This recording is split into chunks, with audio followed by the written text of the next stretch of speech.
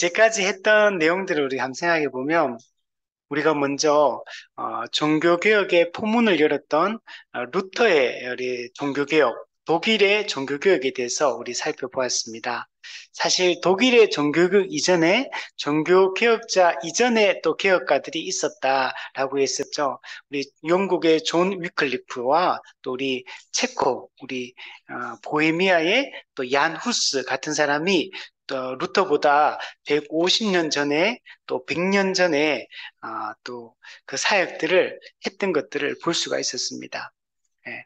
그래서 어떻게 보면 종교개혁의 가장 먼저 이런 개혁 사상들을 또 전파했던 사람은 존 위클리프라고 얘기할 수 있고, 그리고 위클리프의 영향을 받아서 얀 후스가 또 체코에서 또 이 종교개혁 당시에 이제 개혁 신앙들을 또 전파하고 성경을 번역하고 이런 일들을 했던 것들을 볼 수가 있습니다. 그러니까 그들의 그 물꼬가 있었기 때문에 사실 이 독일의 종교개혁 또 우리가 보통 종교개혁이 하는 루터의 종교개혁도 가능했다라고 얘기를 할 수 있습니다.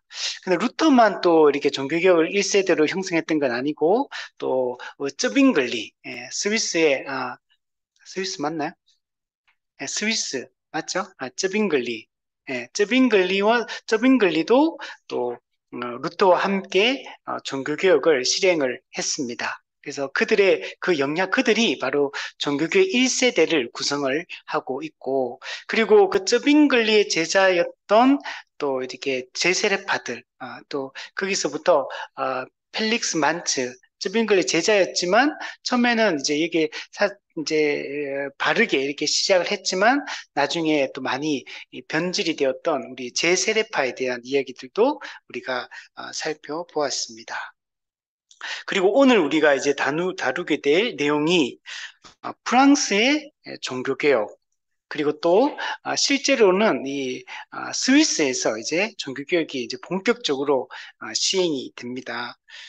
그래서 제네바의 칼빈, 사실 이제 프랑스에서부터 시작이 되어서 하다가 이제 피신해서 쫓겨나서 이제 스위스로 넘어가게 되고 스위스 제네바를 중심으로 이제 실제로 칼빈이 종교개혁 사상을 펼치게 되고 이 제네바가 이 유럽 종교개혁 전체의 어떤 중심지 역할을 하는 그런 도시가 되는 것을 볼 수가 있습니다. 그래서 오늘은 우리 제네바의 칼빈의 종교개혁에 대한 이야기들을 한번 살펴보도록 하겠습니다. 이 칼빈은 종교개혁 2세대라고 이야기를 할 수 있습니다. 루터 1509년에 이렇게 프랑스 노용, 누아용이라고 얘기하는데 이 노용에서 칼빈이 출생을 하게 되고 이제 그때부터 이제 조금씩 종교개혁 사상들을 받아들이면서 실제로 이제 나중에 종교개혁가의 중심, 2세대 종교개혁가의 중심 인물이 되게 됩니다. 이 칼빈이 중요한 게 뭐냐면 루터와 쩌빙글리가 사역할 때 많은 그런 개혁 사상 신앙들을 이렇게 펼쳤지만 사실 되게 파편적이었어요. 파편적으로 이 종교개혁 사상이 뭐냐? 하나로 딱 집대성해가지고 이렇게 체계화시키고 이런 작업들은 사실은 이루어지진 않았습니다. 물론 루터도 책도 쓰고 쩌빙글리도 그렇게 많은 사상들을 정리를 했지만 실제로 이게 깔끔하게 종교개혁 사상들이 하나로 딱 이렇게 체계화되고 모든 게 정리되지는 않았는데 이것을 처음으로 이 종교개혁 신앙을 체계적으로 정리하고 제시했던 게 바로 칼빈이다. 종교개혁 사상을 집대성한 인물이 칼빈이다. 또 어떤 면에서는 지금 그 초대 교회 때부터 지금까지 1500년 동안 이 개혁 신앙들 또는 이 기독교 신앙을 어떻게 보면 집대성한 사람이 이 칼빈이다. 그게 이제 기독교 강요 초판을 발행하면서 이 사상들이 다 정리가 되었다. 사실 이제 교회사 전체 1500년 동안에 이 교회사 전체 기간 동안 많은 좋은 신앙의 인물들이 있었지만 이게 성경 전체 사상이 집대성된 건 아니었거든요. 이걸 이제 어떻게 보면 칼빈에 의해서 이 기독교 신앙이 집대성되었다. 또는 종교개혁 또 당시의 그 신앙이 체계화되고 집대성되었다라고 얘기를 할 수 있습니다. 이게 이제 칼빈이 아주 중요한 역할을 했다라고 얘기할 수 있고, 현재 우리가 가지고 있는 우리 개혁 신앙은 칼빈에 의해서 정리되었던, 물론 칼빈 혼자 주장한 건 아니에요. 칼빈도 이전에 초대교회 때부터 모든 그런 것들을 배워왔던 사람들이고, 또 종교, 이전의 종교개혁가들의 그들의 그, 특히 루터의 그 영향을 많이 받았어요. 그런 것들을 정리했던 사람이 체계화시키고 정리했던 사람이 칼빈이다. 이게 칼빈이 아주 중요한 부분이다라고 얘기를 할 수가 있습니다.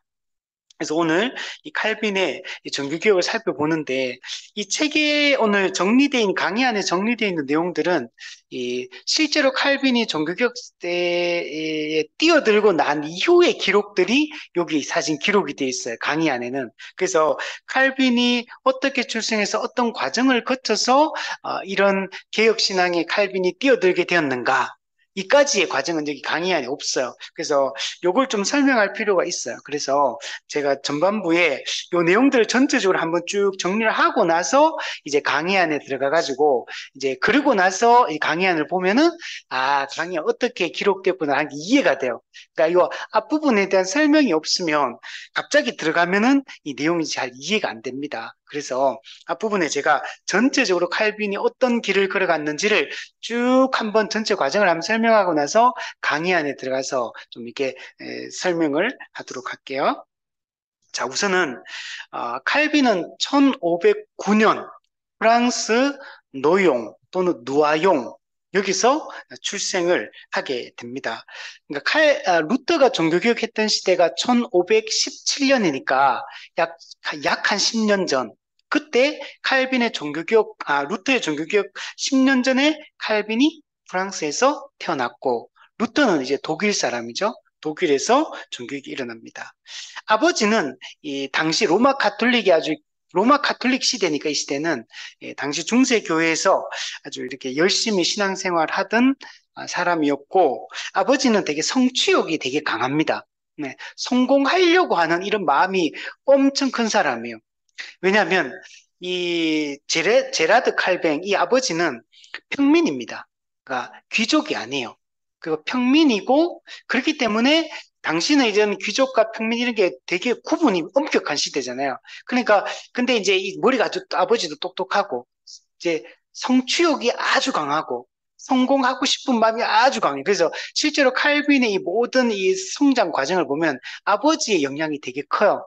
실제로 어머니는 되게 경건한 그런 당시 중세교회 교인이었는데, 어머니가 되게 경건한 어머니로부터 조금 이렇게 되게 잘 영향을 받아 배우게 되고, 근데 실제로 칼빈이 걸어가는 어떤 시기마다 중요한 어떤 전환이 되는 시기들이 있는데, 이거는 전부 다 아버지의 그런 영향이라고 할 수 있고, 또는 어떻게 보면 아버지가 칼빈이 걸어가는 어떤 길을 되게 이렇게 계획을 세운 사람은 실제로 아버지였고, 아버지의 그 어떤 지도와 또는 그 명령에 칼빈은 되게 순종해서 이제 그 길을 쭉 따라가서 이제 가게 됩니다. 근데 이 전체 과정을 보면 하나님의 섭리가 있었다. 칼빈이 이전에 로마 카톨릭의 나중에 사제가 되거든요. 사제로서 그 과정에 공부했던 모든 과정들이 나중에 칼빈이 종교개혁할 때 실제로 그게 다 하나님의 섭리 가운데 되어서 그게 활용이 되어지고, 실제로 종교개혁의 그런 조직적이고 논리적이고 또 어떤 이런 사상들을 집대성하고 체계화시키고 이 하는 모든데 그게 나중에 다 활용이 된다는 걸 알 수가 있습니다. 자, 그래서 그런 가정에서 태어났고 5 아들 중에 넷째 아들로 칼빈이 태어나게 됩니다. 그리고 아버지가 되게 좀 똑똑해요. 아버지가 성취욕이 강하고 이러다 보니까 그 당시에 노용 성당, 그러니까 로마 카톨릭 성당에 주교가 있었는데 그 주교의 비서로 아버지가 활동을 합니다. 그래서 경제적으로도 좀 풍요로운 가정에서 돈 걱정 없이 이렇게 어린 시절을 보내게 됩니다. 근데 이제 칼빈은 성격이 어떠냐면 성향상 되게 조용한 성격이에요. 그리고 겁이 많고 좀 소심하고 이런 사람입니다. 그래서 칼빈이 실제로 자기가 막 내가 종교개혁 해야지 막 이렇게 뛰어드는 게 아니에요. 이 과정들을 보면 하나님의 섭리 가운데 이제 종교개혁이 아주 선두주자로 나서긴 나서지만 칼빈이 막 하려고 했다기보다는 되게 칼빈은 그냥 조용히 뒤에서 책 읽고 기도하고 공부하고 책 쓰고 이렇게 살고 싶어 하는 사람이에요. 그런데 실제로는 칼빈의 인생은 되게 계속 전면에 나서도록 이끌림을 받아서 이게 종교개혁의 그 중요한 역할들을 했다는 것을 알 수가 있어요. 칼빈은 되게 성격적으로는 조용하고 좀 소심한 이런 성격이었지만 머리가 아주 명석한 이런 사람이었어요. 그래서 공부를 되게 잘합니다. 그래서 공부하고 기도하고 이런 일에 어릴 때부터 이건 어머니 영향이에요. 엄마가 좀 경건한 그런 사람이었거든요. 그래서 그런 것에 영향을 받아서 자라게 됩니다. 근데 이 칼빈이 5살 때 엄마가 죽게 됩니다. 그러다가 아버지가 혼자서 이제 5 아들을 키우기가 힘들어가지고 재혼을 하게 됩니다. 그래서 재혼해서 또 새엄마가 이제 오고 이제 2딸이 태어나게 됩니다. 그래서 형제가 7형제 가운데 이 칼빈이 살게 됩니다. 근데 좀 전에 얘기했던 것처럼 아버지는 그 노용 성당의 주교, 그 주교의 비서로 이렇게 살아갔고, 그래서 약간 일종의 지방 유지 같은, 되게, 어떤 당시는 종교 권력이 아주 세잖아요. 그러니까 이 비서니까 얼마나 대단한 어떤 또 힘이 있고 권세가 있는 이런 사람이었습니다. 근데 아버지는 자기는 어쨌든 간에 평민이었고, 그러나 나름 평민으로서는 되게 성공을 했지만, 당시 귀족이라든지 이런 사람들에 비해서는 아주 이 사람, 자기가 생각할 때는 아버지 입장에서는 그렇게 막 만족스럽지는 않았어요. 그래서, 근데 자기는 올라올 수 있는 최대치까지 올라온 거야. 자기 아버지 입장에서는. 근데 여기서 더 성공하고 싶고, 더 잘 되고 싶은 마음이 있어. 욕심 있죠? 성공 욕심이 있어요. 그래서 어떻게 되냐면 자기 이제 아들 칼빈을 똑똑하니까 이 아들을 이 로마 카톨릭의 신부, 사제로 이제 길러야겠다. 이런 생각을 갖게 되고 그 성공의 길을 갈 수 있도록 자기 이제 주교한테 자기 이제 에, 자기 이제 상관이죠. 이제 자기 어, 그 주교에게 가가지고 당시에 성직록이라고 해요. 성직록. 여기는 이제 로마 카톨릭의 신부 사제가 되기 위해서는 여기 이름을 올려야 돼요. 그리고 공부를 하고 실제로 이제 사제 서품을 이렇게 받게 되는데 성직록에 이름이 올라가면 무조건 사제가 되는 거는 거의 따놓는 거예요. 그냥 그렇게 되는 겁니다. 그래서 아버지가 주교에게 자기 성직록에 내 아들 칼빈의 이름을 좀 올려달라. 원래는 이 평민들이 여기 올라가는 게 아니고 귀족들, 왕족들 이런 사람들이 여기 올라가는데 아버지가 그 비서니까 부탁을 해가 청탁을 한 거죠. 해서 그 12살에 이 성직록에 이름을 올리게 됩니다. 그래서 실제로 그러니까 이 칼빈은 이제 로마 가톨릭의 사제가 되었다라고 이야기를 할 수 있습니다. 그래서 당시에 귀족의 자녀들이 공부하는 그 학교에 이제 칼빈도 평민의 자녀였지만 귀족의 자녀들과 함께 이제 학교에 들어가서 공부를 할 수 있게 됩니다. 칼빈은 여기서 좋은 스승들을 이렇게 만나게 됩니다. 물론 여기 좋은 스승들은 아직 뭐 개혁 신앙을 가진 사람들이 아니고 로마 카톨릭에서 그 당시에 그쪽에서는 아주 이제 어떤 탁월한 스승들이라고 할 수 있고 여기서 칼빈은 이제 나중에 고백하기를 생애의 키트를 여기서 마련했다. 어떤 공부하고 또 이렇게 이런 이렇게 지적으로 준비되는 어떤 이런 것들이 여기서 이제 공부를 하게 되었다. 여기서 2년 동안 이 공부를 하게 되고 그리고 2년 후에 파리로 유학을 가게 됩니다. 노용에서 파리로 유학을 가게 되고 이것도 이제 아버지의 욕심이 상당히 이제 그게 영향을 받아서 어쨌든 파리로 유학을 가게 되고 거기서 마르슈 대학이라는 이 대학교에 가서 파리에서 라틴어 공부를 합니다. 왜냐하면 당시에 성경도 라틴어로 기록되어 있고 또 라틴어로 미사를 드리고 이렇게 하기 때문에 라틴어를 공부를 하게 됩니다. 그 칼빈은 머리가 너무 똑똑해가지고 이때 공부를 하는데 다른 학생들 어릴 때부터 귀족 자녀고 뭐 이런 아이들이니까 공부를 막 이렇게 학습을 미리 공부를 해왔던 친구들이에요. 그런데도 불구하고 이 칼빈이 아주 공부를 잘했습니다. 그래서 되게 탁월하게 공부를 하고 그래서 되게 빠르게 공부를 하게 됩니다. 그래서 1년 동안 그래서 라틴어 공부를 하게 되고 그리고 1년 후에 파리에 있는 몽테규 대학으로 이제 유학을 또 다시 학교로 옮기게 됩니다. 여기는 어떤 대학이냐면 몽테규 대학은 로마 카톨릭의 성직자를 배출하는 전문 교육기관이라고 해요. 그러니까 로마 카톨릭 신학교 같은 거 당시로 보면 여기 전문적으로 여기서 이 공부를 이제 본격적으로 사제로서 준비하는 기간이 여기서 공부를 하게 됩니다. 근데 이 몽테규 대학은 규율이 되게 엄격했습니다. 아주 엄격한, 거의 수도원과 같은 이런 생활을 하는 곳이 이곳이었습니다. 여기는 주로 중세 스콜라 철학, 스콜라 신학을 공부하는 아주 사변적 신학을 공부하는 이런 곳이에요. 그래서 이곳에서 엄격한 생활을 하면서 또 이렇게 스콜라 철학, 스콜라 신학을 공부를 하게 됩니다.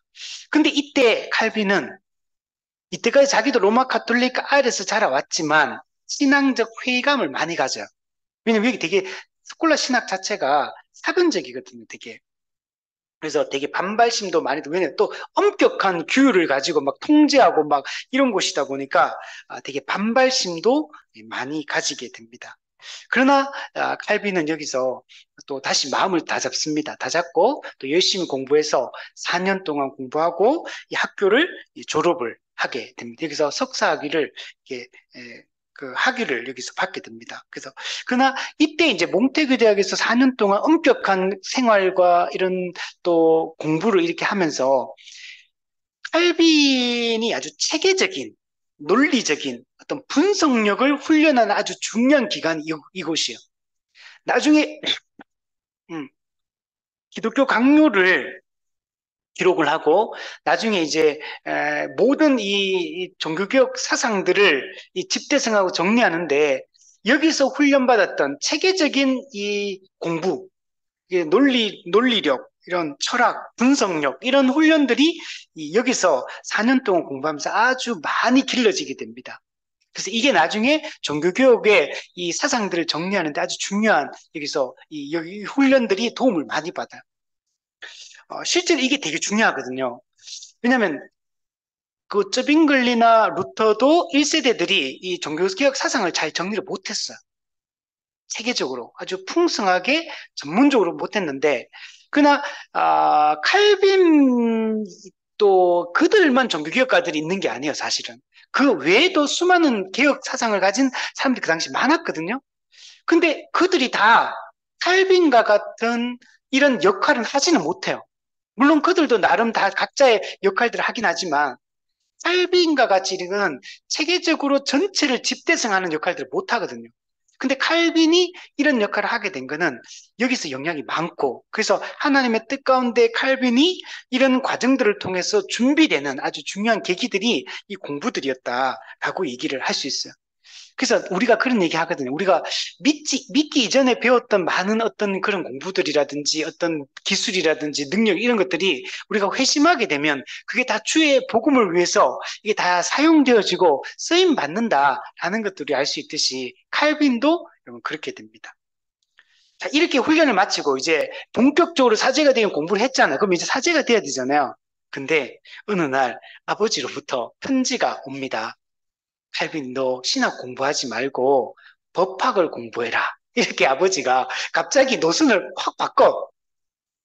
이게 왜 그러냐면 아버지가 갑자기 법학으로 전공을 들어라. 이때까지 이거 공부해 왔는데 들어라. 이렇게 얘기하게 된 이유가 뭐냐. 아버지는 아까 어떤 사람이었어요? 야망이 있는 사람이야. 성공 욕구가 있는 거야.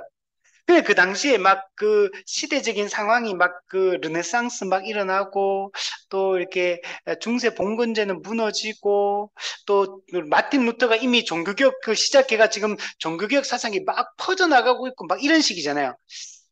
아버지 입장에서 이게 전체적인 상황을 탁 돌아보니까 앞으로 이 주교되고 사제되는 거 이거 별로 메리트가 없다 이렇게 생각한 거야. 앞으로 성공하려면 앞으로 법학이다 법학. 그래가지고 빨리 갈아탄 거야. 근데 이 처음에는 이제 칼빈도 고민이 되겠죠, 당연히. 갑자기 아버지 편지 와가지고 갈아타라 그러니까. 그런데 생각해 보니까 또 이제 칼빈도 이제 아까 이제 몽테규 대학에서 신앙적 회의를 거쳤다 그랬잖아요. 그러다 보니까 또 여기서 아버지 말에 순종해서 이제 오를레앙 대학으로 학교를 이제 들어가게 됩니다. 여기는 법학 전문 대학이라고 말할 수 있어요. 오늘날 따지면. 예, 법과 대학입니다. 여기도. 그래서 오를레앙 대학으로 가서 여기서 공부를 하게 되고 여기서 인문주의를 배우게 됩니다. 우리 종교개혁의 배경이 된 게 인문주의, 인본주의, 이 인간의 이성을 강조하고 또 고대 그리스, 고대 로마 시대로 우리 돌아가자 이런 복귀 운동, 복고 운동 이런 것들을 이제 했는데 그 당시 유럽 사회가 이런 분위기예요. 그래서 이 법과대학을 다니면 오를레앙 대학을 다닐 때 이 인문주의를 여기서 많이 배우게 됩니다. 칼빈도. 그러나 이제 칼빈이 그렇다고 해서 로마 카토릭 떠난 건 아니에요. 다시 자기 고향에 가가지고 그 자기가 이미 그 12세 때 성직록에 이름을 등록했다 그랬잖아요. 그리고 공부를 계속 해왔잖아요. 이미 사제인 거야. 그래서 다시 한번 그 노용에 가가지고 그 주교로부터 자기 직은 유지를 해요. 사제로서의 그 직은 여전히 유지하는 그 과정을 밟습니다. 자, 그러나 이제 지금 현재 신부로, 사제로 실제로 칼빈은 활동을 한 적은 없어요. 그냥 계속 공부했잖아요, 대학교에서. 계속 공부를 하는 과정이 있기 때문에, 그래서 신부로 활동은 안 했지만, 사제직은 계속 유지하는 이런 흐름으로 지금 가고 있는 겁니다. 그러다가 이제 오를레앙 대학교에서 이 파리의 부르주 대학이라고 있는데, 여기도 법과 대학이 이쪽 학교로 또 옮기게 됩니다. 근데 이 학교로 이제 이 부르주 대학으로 옮기게 되는데 이 학교는 당시에 그 공주, 프랑스와 1세 왕의 공주, 마르그리트 공주가 있는데 이 공주는 이 당시에 어떤 신앙을 가지냐면 개신교, 이 개혁 신앙에 아주 영향을 많이 받은 사람, 이 공주가. 그래서 근데 이 부르주 대학이 이 마르그리트 이 공주가 후원하는 대학교예요. 그러니까 이 대학교는 개혁 신앙의 색채가 개신교의 영향을 많이 받고 있는, 물론 개신교 학교라고는 할 수도 없어요. 그러나 이 개혁 신앙의 영향을 아주 많이 받고 있는 그런 학교였고, 여기에 중요한 교수 한 명을 이 칼빈이 만나게 됩니다. 이 사람이 누구냐면, 멜키오르 볼마르 교수, 볼마르 교수라는 이 교수를 만나게 되는데, 이 사람은 루터의 이 종교개혁 사상, 여기 아주 영향을 많이 받은 이 교수입니다. 그래서 이 루터가 이 부르주 대학에서 볼마르 교수를 만나면서 많은 교제를 나누게 돼요. 그리고 볼마르 교수로부터 개혁 신앙에 대해서 공부를 많이 하게 돼요, 이 사람이. 물론 여기는 법과 대학에 법을 공부하는데 법을 공부하면서도 또 이 볼마르 교수와의 교제를 통해서 개혁 신앙을 이제 공부를 하게 되고 이때 칼빈이 어떤 새로운 세계에 대한 눈을 뜨기 시작해요. 이제까지는 그 로마 카톨릭 중세 교회 영향을 받았잖아요. 근데 이때 개혁 신앙이 아주 특히 루터의 종교개혁 사상에 이 칼빈이 아주 깊은 영향을 책을 막 찾아서 보기 시작하고 그 영향을 아주 많이 받게 됩니다. 그리고 이 볼마르 교수가 칼빈한테 권면을 하는데 너 신약 성경 기록된 그 헬라어를 공부해라. 이렇게 권유를 받게 돼요. 그래서 이때부터 헬라어 공부를 열심히 하기 시작해요. 이게 그래서 나중에 실제로 이제 칼빈이 이런 성경 전체를 주석했거든요. 성경을 또 나중에 목사 안수도 받아요. 그 설교도 하고 또 이제 주석서도 쓰고 칼빈 주석이 있거든요. 지금도 있어요. 칼빈 주석도 쓰고 또 종교개혁 사상들을 정리하고 이렇게 할 때 칼빈이 헬라어를 공부해가지고 신약 성경을 헬라어로 연구하고 이런 주석을 쓰고 이런 과정에 있어서 이걸 통해 가지고 이제 그 볼마르 교수로 배웠던 개혁 사상, 루트로부터 배웠던 개혁 사상 이런 것들이 성경을 통해서 확인하는 과정들을 거치게 되는 거야. 그러면서 이 그 종교개혁 운동을 할 때 실질적으로 이 헬라어를 공부했던 게 엄청나게 도움을 많이 받아요. 그러니까 아직은 그 개종한 건 아니야, 아직까지. 개종한 것도 아니고 아직까지 회심했다라고도 할 수 없어요. 칼빈이 나중에 자기가 회심했던 사건을 얘기하거든요. 아직 회심했다고 볼 수도 없어. 근데 이 가르침을 받다 보니까 로마 가톨릭의 그 사상에서 종교개혁 사상으로 생각이 바뀌기 시작하는 거야, 계속. 그러나 아직은 개종했다라고 할 수는 없어요, 아직까지. 자, 이런 와중에 소식이 하나가 딱 들려오는데, 아버지에 대한 소식이 들려오는데, 아버지가 이때 노용 성당의 그 주교의 비서였잖아요. 근데 그 노용 성당의 주교와 또 그 당시에 로마 가톨릭 그 가지고 있던 사람들하고 충돌을 하게 돼요. 그 무슨 사건으로 충돌했는지는 모르는데 뭔가 관계가 안 좋아지게 되고, 그러면서 그 주교의 비서의 그 직도 면직을 당하게 되고, 로마 가톨릭으로부터 출교를 당합니다. 아버지가. 어떤 그 무슨 사건이 있었던 것 같아요. 그래서 아버지가 이때 화병에 걸려요. 그리고 아버지가 몸이 엄청나게 안 좋아지게 되고, 이때 이제 그러면서 아버지가 이제 로마 카톨릭과 거의 뭐 여기도 얼마나 막 이렇게 감정이 안 좋겠습니까? 그러니까 이게 또 칼빈이 이 소식을 듣게 되고, 그래서 어떻게 보면 로마 카톨릭과 어떤 칼빈이 어떤 이게 연을 끊는, 이게 여기서 어떻게 보면은 좀 시작되었다. 물론 그 전부 조금씩은 그런 있지만 개혁 사상을 받아들이면서 벗어나긴 했지만 이게 어떻게 보면 좀 끊어지게 되는 중요한 또 계기의 역할을 하게 됩니다. 그래서 이때부터 칼빈이 이제 본격적으로 종교개혁가들의 이제 그 사상들을 더 본격적으로 공부하기 시작해요. 물론 볼마르 교수로부터 해서 조금씩 공부를 하기 시작하긴 했지만, 그러나 막 더 이제 그렇게 열심은 아니었는데, 이때부터 본격적으로 이제 종교개혁 사상들을 책을 구해가지고 이제 막 본격적으로 읽기 시작하는 이때가 이때입니다. 그리고 헬라 신약 성경도 아주 열심히 또 연구하기 시작하고, 그리고 이때부터는 아주 종교개혁의 지지자가 돼요. 그래서 로마 가톨릭을 그전까지만 해도 로마 가톨릭을 지지는 했거든요. 완전 떠난 게 아니었거든요. 그런데 이때부터는 이제 종교개혁의 지지자가 되고, 그러나 막 대놓고 막 로마 가톨릭과 싸우고 나는 이제부터 지지 안 한다 막 이렇게 하지는 않아요. 그냥 성격이 되게 이제 조용한 편이에요. 그리고 막 부딪히고 이런 성격이 아니야, 칼빈이. 그래서 대놓고 그렇게 하진 않지만 종교개혁 사상을 이제 열심히 연구하고 이제 하기 시작을 하게 됩니다. 이런 와중에 아주 중요한 사건이 일어나게 되는데, 그 로마 가톨릭 사람들이 그 마르그리트 공주, 이 사람은 개혁신앙을 지지한다 그랬잖아요. 아주 화가 난 거야, 로마 가톨릭 당국자들이. 그래가지고 마르그리트 이 공주를 음해해가지고 이 사람을 좀 주저앉히려고 이게 공작을 펼쳐요. 왜? 공주가 자꾸 이렇게 신앙을 지지를 하니까 로마 가톨릭이 입지가 프랑스에서 자꾸 좁아질 수밖에 없잖아요. 근데 문제는 그 프랑스와 1세, 이 아버지도 그 공주의 영향을 받아가지고 가톨릭 신자면서도 영향을 조금씩 받기 시작하는, 이렇게 되는 거예요. 이런 문제가 발생을 하게 됩니다. 그러니까 당연히 싫죠. 그러니까 공주를 주저앉히려고 음해 공작을 막 펼칩니다. 그러나 프랑스 1세 왕 같은 입장에서 자기 공주를 자꾸 음해를 하니까 또 화가 나잖아.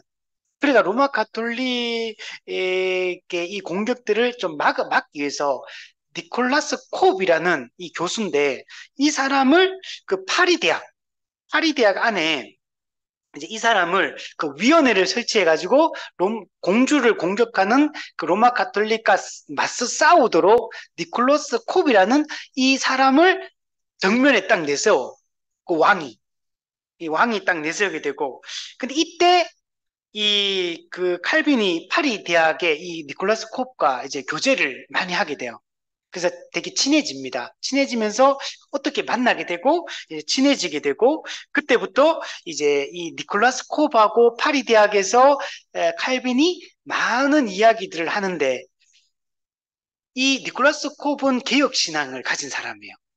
그래서 이제 이 또 칼빈이 이 사람하고 대화를 하면서 많은 영향도 받고, 또 니콜라스 콥도 칼빈이 아주 명석하고 이미 그 종교개혁의 공부를 많이 하고 있었잖아요. 그러니까 여기서 둘이 합이 너무 잘 맞는 거, 마음이. 그런 와중에 이 니콜라스 콥이 그냥, 아, 그, 파리 대학의 학장으로 이제 임명이 돼요. 그러니까 파리 대학 이제 학장으로 이제 취임을 하게 됩니다. 취임을 하게 되는데, 니콜라스 콥이 이때 자기가 이 개혁 신앙을 좀 공포를 자기가 할 마음을 가졌어. 나는 종교개혁자들을 지지한다. 나는 로마 카톨릭을 반대한다. 니콜라스 콥이 이걸 그 파리 대학 취임 연설에서 이걸 하려고 생각을 했던 거. 그래서 칼빈한테 찾아와가지고 칼빈 네가 이 연설문 쓰는데 네가 좀 도와달라 해가지고 작성을 하게 돼. 도와가지고. 근데 이때 도와서 쓰는데 그 내용에 문제가 있는 거지.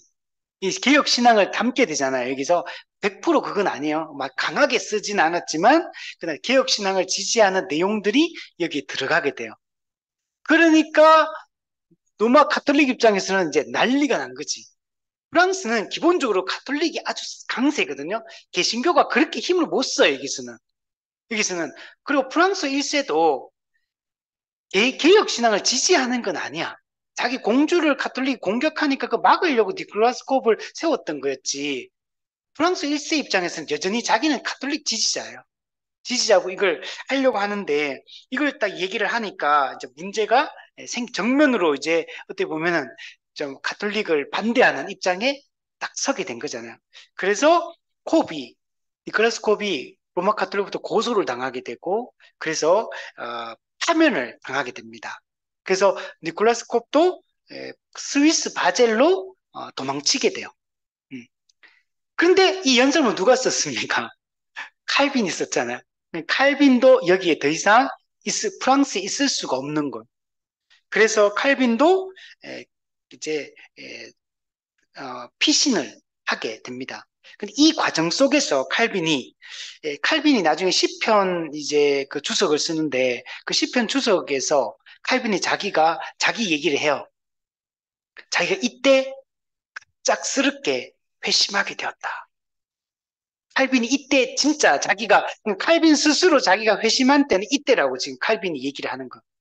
이때 자기가 죄인이라는 사실을 깨닫게 되고, 그리고 내 구원이 행위로 말미암는 게 아니고, 오직 그리스도를 통해서 계시된 하나님의 은혜 때문에 내가 구원받게 된다. 이런 얘기를 막 하면서 자기가 이때 회심했다. 이런 얘기를 합니다.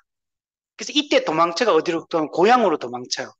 그리고 고향에 들어가가지고, 거기서 이제 은거 생활을 숨어서 이제 생활을 하게 됩니다. 그리고 이때 칼빈이 아주 중요한 종교개혁 사상들을 정리하기 시작해요. 그게 기독교 강요입니다. 그래서 기독교 강요를 여기서 집필을 시작을 하게 됩니다. 그래서 노용에서 숨어 있는 자기 고향에서 숨어 지내는 동안에 이때 기독교 강요를 집필을 시작을 하게 되고 그리고 실제로 여기서 기독교 강요 초판이 완성이 되게 됩니다. 이 기독교 강요가 완성된 것은 정말 큰 의미예요. 이때까지 루터로부터 시작된 이 종교개혁의 사상들이 집대성된 게 이때 기독교 강요를 통해 가지고 그 기독교 강요에서 기독교 신앙의 일종의 매뉴얼이다 이런 얘기를 해요. 음. 그러니까 당시 사람들이 종교개혁은 무슨 주장하느냐 이렇게 물어봤을 때 뭔가 전체적으로 정리된 게 없었는데 이 칼빈의 기독교 강요는 종교개혁은 이런 거다. 우리는 이런 사상을 가지고 있다는 걸 집대성에서 정리를 한 게 기독교 강요인 거예요. 기독교 강요가 출판이 되면서 이게 전 유럽의 종교개혁 이전에 이미 루터, 저빙글리 그 이후에 많은 사상가들에 의해서 지금 되고 있는 상황이거든요. 거의 한 20년 동안. 이게 딱 정리가 되면서 칼빈이라는 사람들이 몰라. 근데 기독교 강요는 알고 칼빈이 기독교 강요 썼다는 거 사람들이 이제 알게 되는 거. 그러면서 그 당시에 그 유럽 전체에 기독교 강요가 미치는 영향이 엄청난 영향을 미쳐요. 그래서 각 지역에서 이제 이걸 기반으로 해가지고 많은 이런 신앙 고백서들이 각 지역에서 이렇게 나중에 나오게 되는 계기가 여러분 되게 됩니다. 근데 이때 이 숨어 있는 동안에 어떤 일이냐면 어떤 개신교인, 즉 이제 개혁 신앙을 가진 어떤 사람이 이 프랑스 전역의 대자보, 이 글을 쓰는 거 있잖아요. 대자보. 여기다가 로마 가톨릭 반대하고 개혁신앙 찬성한다. 이 내용들을 쭉 적어가지고 각 지역에다가 막 다 붙인 거야. 성당에도 붙이고, 뭐 경찰서에도 붙이고, 뭐각 지역에 이걸 다 붙여가지고 하니까 프랑스와 그 왕 1세가 화가 난 거야. 이거는 그냥 이게, 이 로마 가톨릭을 완전히 이제 이게 막, 뭐랄까, 그때 뭐 뒤집어 엎으려고 하는 거다, 이거는. 정면으로 도전하는 거다. 그러면서 이 왕이 이 기독교인들을 이때부터 프랑스에서 박해를 아주 심하게 이제 박해를 하기 시작을 합니다. 그래서 더 이상 이 칼빈이 프랑스에 남아 있을 수가 없는 이런 지경에까지 이르게 됩니다. 그래서 칼빈이 스위스 바젤로 옮깁니다. 바젤로 옮기게 되고 이때 이 바젤은 누가 있었냐면 아까 얘기했던 파리 대학 학장이었던 니콜라스 콥이 그 사람의 고향이 이 바젤이에요. 그래서 이곳에 가가지고 자기 그 니콜라스 콥 친구를 여기서 만나서 콥이 여기서 바젤에서 이 개혁 사상들을 이렇게 가르치면서 또 개혁 운동을 이 바젤에서 하고 있었거든요. 그리고 이 바젤은 되게 이 개혁 신앙을 받아들이는 사람들이 아주 많이 변화된 도시예요. 그러다 보니까 왜 유럽 전체에서 박해받던 이런 개신교인들이 이쪽으로 많이 도망쳐 와가지고 이 개혁 사상을 가진 사람들이 이곳에 아주 많이 있었습니다.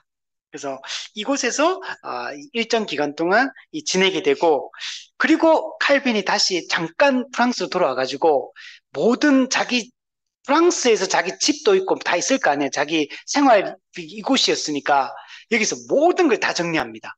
그리고 자기 형제들 다 데리고 이제 아, 스위스로 넘어오려고 스트라스부르가 조용한 곳인데 이 스트라스부르로 여기서 이제 집 정리 다 끝내고 신상 정리 다 끝내고 어떻게 보면 완전 이민을 가는 거야 이민을. 그래서 스위스로 완전 이민을 가려고 가족들 다 데리고 이제 다 데리고 옵니다.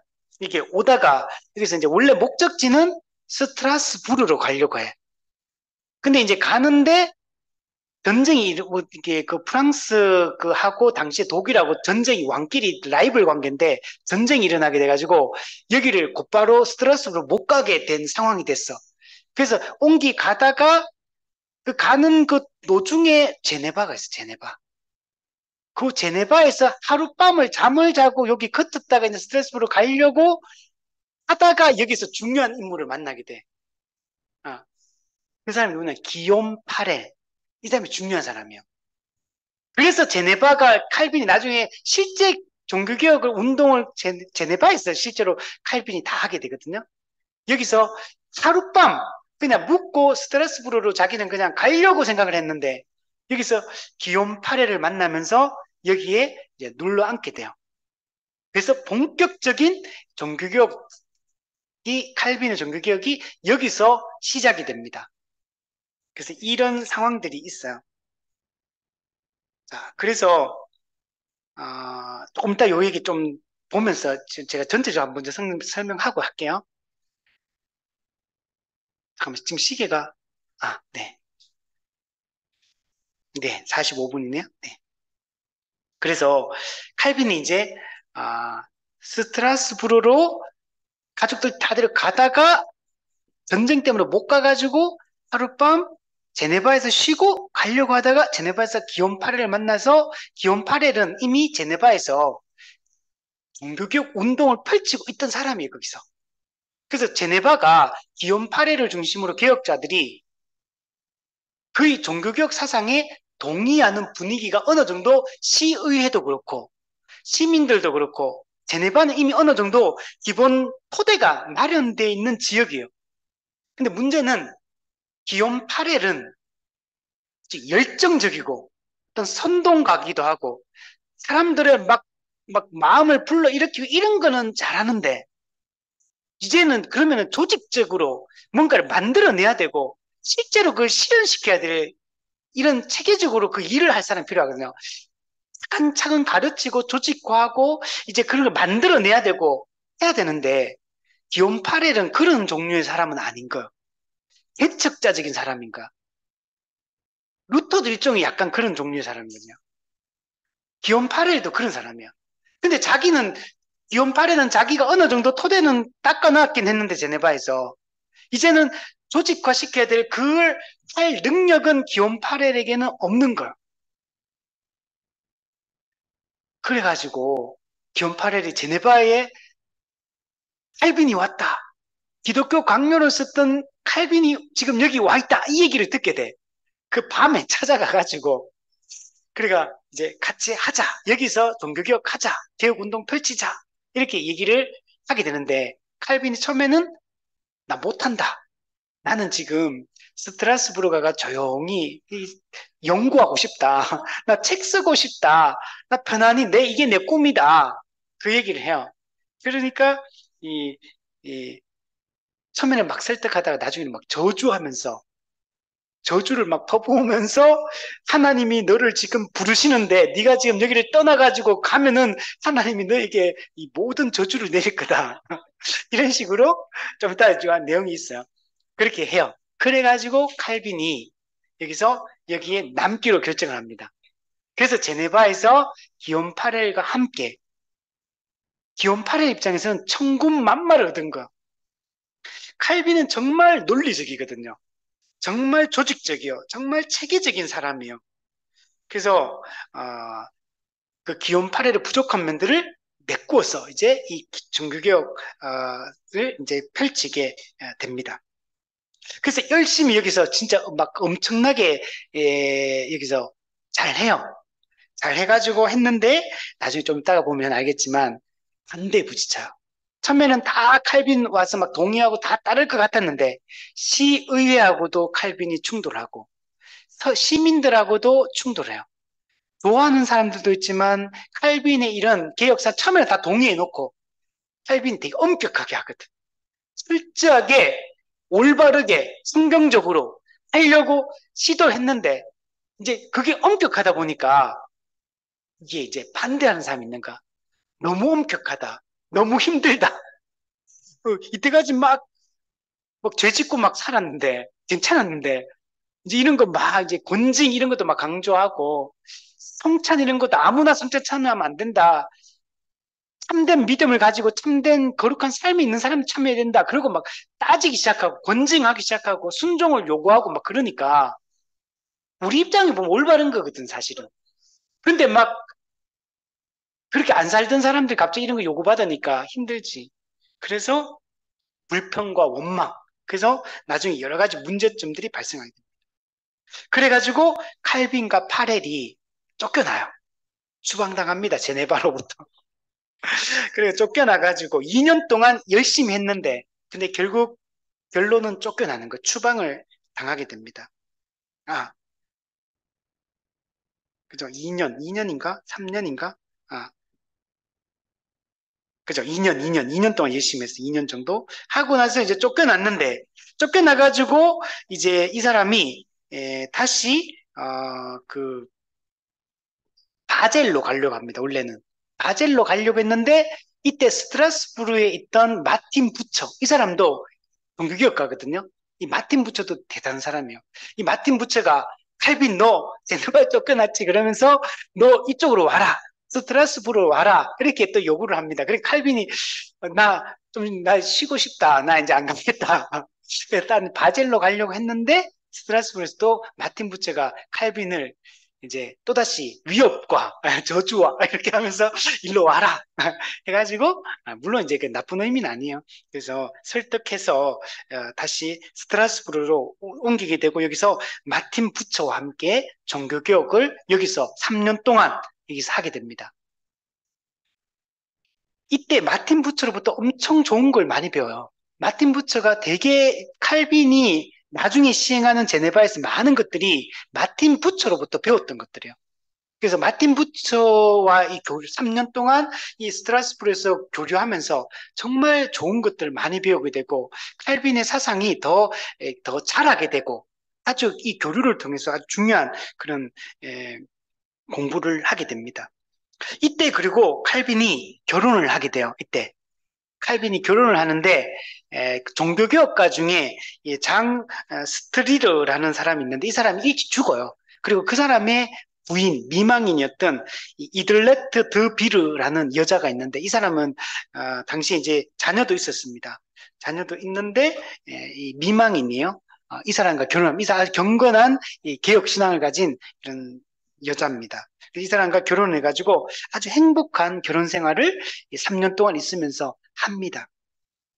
근데 이때 또 어려움을 겪어요.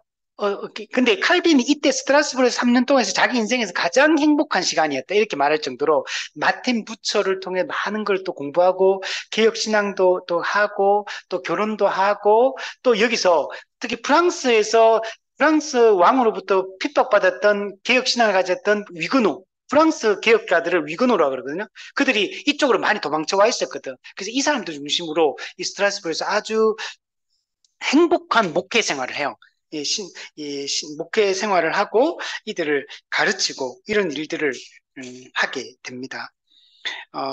근데 이때 이제 어려움을 겪었던 게 뭐냐면 그 결혼해가지고 아기가 이제 생겼는데 아기가 세 명이 생겨요. 근데 태어나자마자 세 명이 다 죽어요.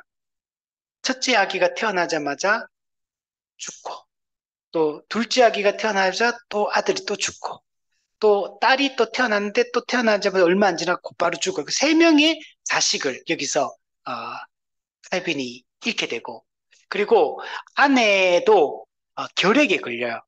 이게 처음에 이제 아내가 아주 경건한 개혁 신앙을 가진 사람이거든요. 그래서 자기 원래 남편도 그랬었고 그래서 칼빈과 결혼해서도 되게 칼빈을 조력해가지고 이 개혁 신앙을 펼쳐 나가는데 아주 중요한 역할들을 이들레트도 많이 하거든요. 근데 열심히 이렇게 섬기고 조력하다가 결핵에 걸려가지고 오랫동안 이제 알아 누워요. 알아 눕다가 일찍 죽어요. 그래서 이제 그러고 나서 칼빈은 그 자녀들을 그러나 다 잘 돌보면서 또 열심히 또 생활을 하게 됩니다. 그러다가 그 제네바에 쫓겨났잖아요. 그러니까 2년 동안 사역하고 쫓겨나서 스트라스부르에서 3년 동안 여기서 행복한 신앙생활을 하고 그리고 있는데 제네바에서 다시 제네바로 와라. 이렇게 요청이 들어오게 됩니다. 칼빈이 떠난 이후에 제네바는 처음에는 엄청 훌륭한 도시였거든요. 칼빈이 그때 종교개혁 사상할 때만 해도. 근데 칼빈이 떠나고 파렐이 떠나고 나서 완전 엉망진창이 돼요. 윤리 도덕적으로도 엄청나게 타락하고 막 모든 게 막 무너지기 시작했어요. 그래서 이 사람들이 우리 다시 칼빈밖에 없다. 그래 칼빈 다시 데려오자. 그래가 요청을 하게 되는데 칼빈이 거절합니다. 엄청 싫어요. 여기서 왜냐면 2년 동안 사역할 때 진짜 힘들었거든요. 그 나중에 뒤에 보면 나오는데 여기서 막 근데 진짜 가기 싫다. 그렇게 했는데 또 마음을 돌이키고 돌아와서 다시 제네바에서 제2기 사역이 시작해서 강력한 이 신앙개혁 운동을 여기서 펼치게 됩니다. 그러나 이때도 사실 어려움이 있어. 반대자들이 또 있어, 이때도. 그래서 반대자들이 있지만 여기서 더 엄격하게, 더 강력하게 이 개혁 신앙을 펼쳐서 실제로 제네바가 나중에 엄청난 변화가 일어나고 그래서 이곳에서 그 종교개혁의 모든 토대가 세워지게 되고 그리고 특히 여기서 제네바 아카데미가 세워져서 수많은 그런 그 목회자들이 여기서 길러지게 됩니다. 개혁가들이 여기서 길러져서 이들이 종교개혁을 실제로 각 지역으로 가가지고 중요한 역할들을 많이 하게 됩니다. 이제 그런 사람들이 많이 길러지게 되고 또 좀 이따가 이제 내용 보면 알겠지만 중요한 일들이 아주 여기서 많이 이루어지게 됩니다. 중요한 것들이 많이 만들어지게 되고 조직화되어지고 그래서 지금 우리가 있는 많은 것들이 지금 여기서부터 나오는 거. 그래서 우리 여기 있는 것들 많이 배워서 지금 현재 우리가 하고 있다. 이렇게 말할 수가 있습니다. 그러다가 나중에 이제 칼빈이 나중에 이제 어려움도 당해요. 엄격하게 했는데 그 어떤 거냐면은 이 신앙 고백을 부정하거나 또 이게 따르지 않고 이 그 하지 않으면 사형한다. 이 사형이 그 내용이 들어가요. 왜냐면 이 시대는 우리 지금 시대로 생각하면 안 돼요. 그러니까 이 시대는 시의회와 교회와 도시와 교회가 분리가 안 돼, 이 시대는. 태어나자마자 그냥 로마 가톨릭도 그냥 바로 세례받고 로마 가톨릭 교인이 되는 거잖아요. 그러니까 도시 전체가 일종의 어떻게 보면은 그냥 태어나면 그냥 이 도시가는 그냥 기독교인으로 그냥 되는 것과 똑같아요. 이제 이런 식이고, 실제로 권징도 교회가 한 게 아니에요. 시의회가 신앙생활 똑바로 안 하면 시의회가 권징을 했어요. 그 시의회가 권징권을 가지고 있었어. 그러니까, 근데 이런 시민법, 교회법, 시민법을 만드는데 이것도 칼빈이 혼자 만든 게 아니야. 시의회와 함께 만드는 거. 시와 교회가 함께 있다는 거 같이 움직이고, 그 당시에 다는 개혁가들 다 같이 함께 이게 이 모든 교회법과 시민법을 만들어서 이걸 시행을 했거든요, 제네바가. 이렇게 하는데, 근데 그게 엄격하게 이런 것들을 어기고 이렇게 할 때 사형에 처한다. 이제 이런 것들도 로마 가톨릭이 파문하고 사형 처했듯이 이 개혁 사상가들도 이제 이런 법을 이렇게 만들어. 왜냐면 이단 이런 것들 많이 있었기 때문에 그 당시에. 그러니까 지금 그래서 이게 지금 오늘날의 칼빈을 완전히 비난하고 비판할 때 이걸 가지고 많이 비난해요.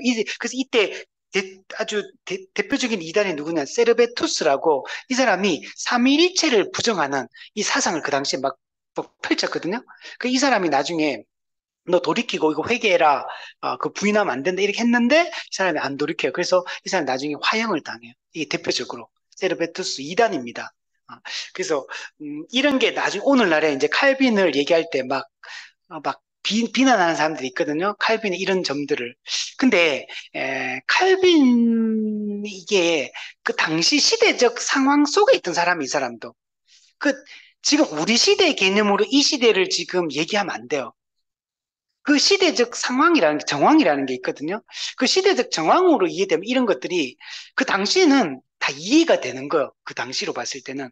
그러니까 칼빈도 분명히 이런 게 그러니까 너무 심하지 않았느냐, 화형까지 시킬 필요 있었느냐, 뭐 이런 얘기를 하는 사람들도 있어요.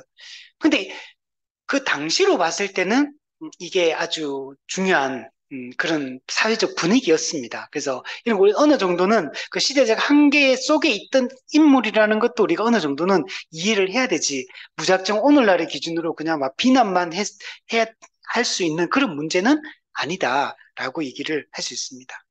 칼빈은 정말 죽을 때까지 이 개혁 신앙을 위해서 진짜 온 힘을 다해서 살아.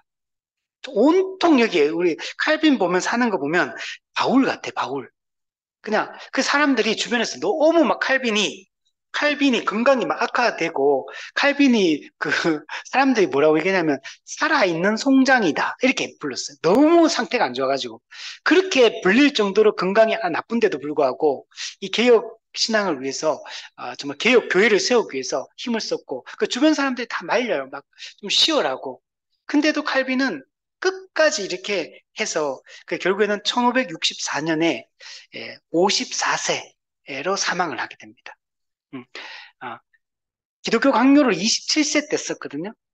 근데 54세 때, 그러니까 그 기간 동안에 20 몇 년 동안 정말 온 힘을 다해서 이 개혁 신앙을 위해서, 개혁 교회를 세우기 위해서 이렇게 힘을 쓰다가 그렇게 죽음을 맞이하게 됩니다. 이게 칼빈의 이 전체적인 이 삶의 흐름입니다. 근데 칼빈이 마지막에 그가 이제 죽기 전에 자기 인생 삶을 돌아보면서 했던 말이 있어요. 내가 해온 모든 일은 아무런 가치가 없습니다. 아, 아. 나 자신 역시 참으로 누추한 피조물에 지나지 않습니다. 그러나 확신하건대 이것만은 분명히 말씀드릴 수 있습니다. 나는 오직 선한 것만 추구해 왔다는 것, 내 부족함 때문에 늘 마음이 괴로웠다는 것, 그리고 하나님을 경외함이 내 마음속 깊숙이 뿌리 내려 있었다는 것, 바로 이것입니다. 이거는 내가 확실히 말할 수 있다. 이렇게 칼빈이 말해요. 우리 바울도 보면 죽을 고생하고 막 그렇게 열심히 살았잖아요. 근데도 자기를 죄인 중에 괴수다라고 얘기하고 그죠? 자기 삶을 이렇게 보면 또 부족했던 부분들을 또 막 이렇게 마음 아파하고 이런 거 있잖아요. 마찬가지로 이 칼빈도 동일한 그 얘기를 하는 거. 자기가 정말 진심으로 이렇게 선한 것을 자기가 깨닫고 난 이후부터 선한 것만 추구해왔다. 근데 또 자기 부족함을 얘기를 하는 거. 내 부족함 때문에 나는 늘 마음이 괴로웠다. 내가 좀 더 정말 바르게 했다면, 내가 좀 더 이렇게 했다면, 내가 좀 더 잘했다면, 좀 더 좋았지 않았을까. 특히 이 세르비투스 아까 그 화형했다 그랬잖아요. 근데 그는 칼빈이 혼자 결정했다기보다는 그런 법이 만들어졌고 시의회가 이걸 시행을 하는 거.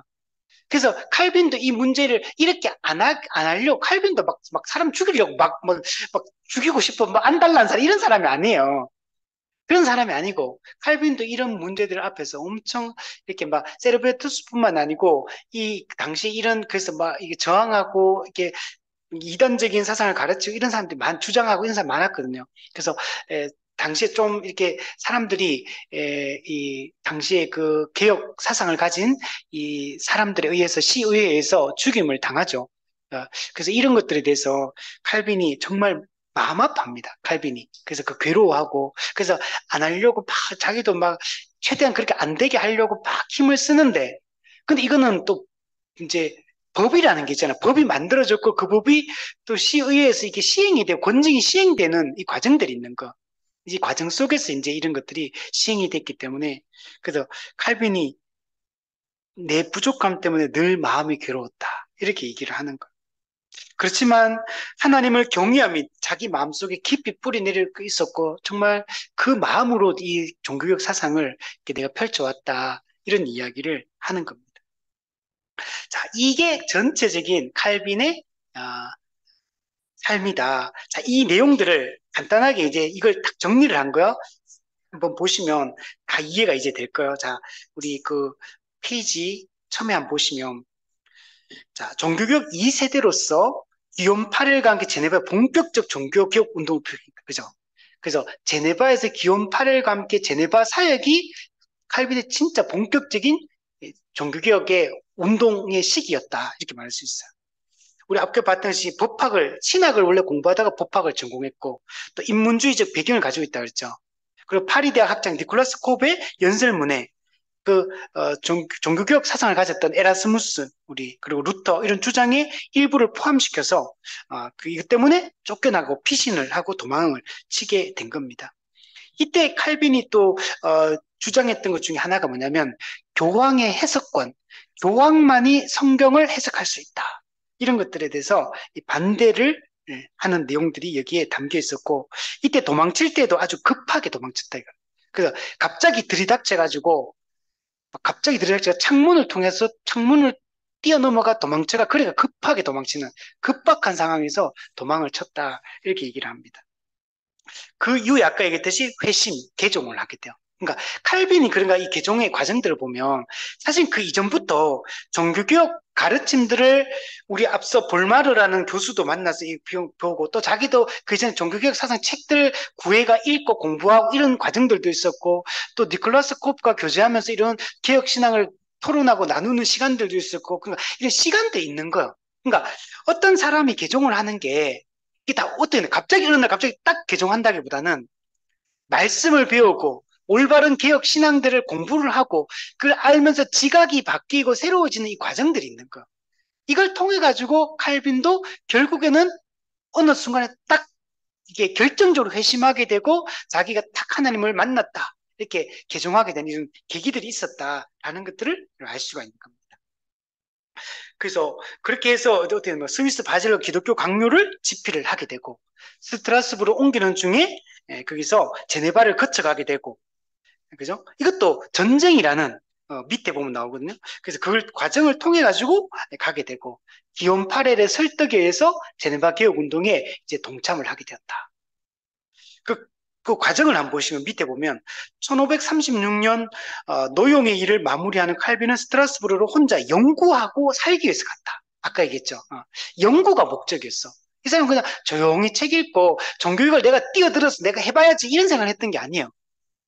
그냥 칼빈의 생각은 자기가 우선 공부하고 연구하고 이걸 잘 책 집필해가지고 사람들한테 전해줘야겠다. 이 정도 마음만 가지고 있었던 거예요. 근데 하나님은 그죠? 이렇게 인생이 흘러갈 줄 누가 알겠어요? 칼빈의 인생을 보면요. 자기가 뭔가 계획해가 자기가 막 간다기보다는 계속 무슨 상황이 발생하면서 계속 어떤 흐름으로 흘러가. 이게 야, 우리 인생도 이런 거요. 우리가 다 계획하지만 사람이 그 길을 계획할지라도 그 걸음을 인도하시는 분은 하나님이라는 걸 알 수가 있어요. 나는 조용히 살고 싶은데 하나님이 이렇게 일하게 하고, 그죠? 또 나는 열심히 뭔가 해보고 싶은데 하나님이 또 조용하게 살게 하실 때도 있고, 그때가 다 있는 거야, 하나님이. 그러나 우리가 잘 평상시에 이렇게 준비가 딱 되어 있으면 어느 순간 하나님의 쓰임을 받는구나라는 것들을 알 수가 있습니다. 자, 그래서 그 내용들이 거기에 담겨 있고, 우리 뒤에 보시면, 그래서 기욤 파렐을 만나가지고 이렇게 하게 되는데, 이 기욤 파렐이 당시 칼빈을 설득했던 말을 한번 보시면, 이렇게 당신이 절실하게 필요한데 매정하게 저버리고 떠난다면 하나님께서 당신의 휴식과 당신이 학문을 위해 그렇게 갈구하던 평온함에 저주를 내리실 것이요. 요 말만 했던 게 아니에요. 많은 얘기들을 했는데 그 핵심적인 내용이에요, 이게. 아, 그러니까 이런 거지. 네 여기서 이 그 제네바 개혁 운동에 뛰어들지 않고 너 가가지고 네 혼자만 생각하면 그렇게 하면 너 잘 되나 두고 보자 이런 거잖아. 하나님이 저주를 내리기를 원한다. 이렇게 얘기를 합니다. 이건 아까도 얘기했지만 1차 개혁 운동 위에 마틴 부처도 스트라스부르 칼빈을 이렇게 오라고 설득할 때도 이때도 동일하게 이런 설득 과정을 거쳐서 오게 됩니다. 그래서 밑에 보시면 이 이렇게 칼빈이 기욤 파렐 이 말을 듣고 밑에 보면 기욤 파렐이 나를 조언이나 권고가 아니다. 무서운 저주로 제네바에 억류했다. 마치 하나님이 나를 사로잡기 위해서 하늘로부터 손을 뻗어 내 위에 얹는 것 같았다. 이렇게까지 얘기하는 거예요.